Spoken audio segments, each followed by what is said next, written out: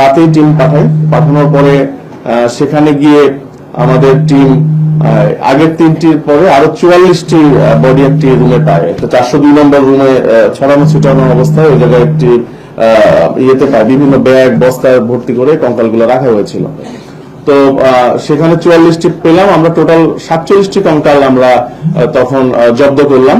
জব্দ করে আমরা তাদেরকে জিজ্ঞাসাবাদ করলাম। জিজ্ঞাসাবাদে তারা বললেন যে এদের যে মূল হোতা ফয়সাল, সে দীর্ঘদিন যাবত ব্যবসার সঙ্গে যুক্ত।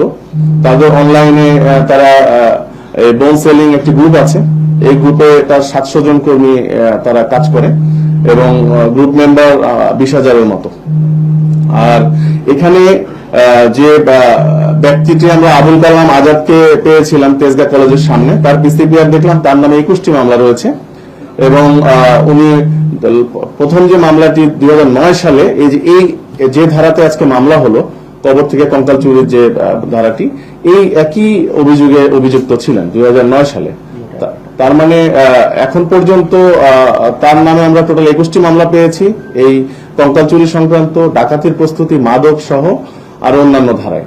আর তার যে সঙ্গী যাকে আসাদুলকে আমরা পেয়েছিলাম তেজগাঁ কলেজের সময়, তার নামে আমরা 2টি মামলা পেয়েছি, ডাকাতির প্রস্তুতি এবং চুরি।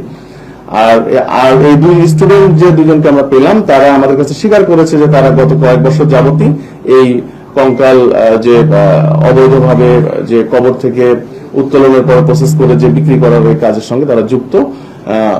তারা আমাদের কাছে স্বীকার করেছে, কেউ 50টি, কেউ 20-25টি এ পর্যন্ত বিক্রি করেছে।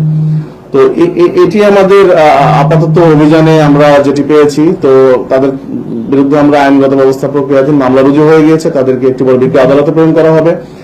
তো প্রাথমিক জিজ্ঞাসাবাদে তারা আমাদেরকে যেটি বলেছেন যে এই তাদের সাথে আরো অনেকে রয়েছে যারা কবর থেকে লাশগুলো উত্তোলন করে, প্লাস হচ্ছে তারা মেইনলি তারা ময়মনসিংহ বেল্টে কাজটি করে, গাজীপুর, ময়মনসিংহ, শেরপুর, জামালপুর এই বেল্টে কাজ করে। তো আমরা ফার্দার রিমান্ডে নিয়ে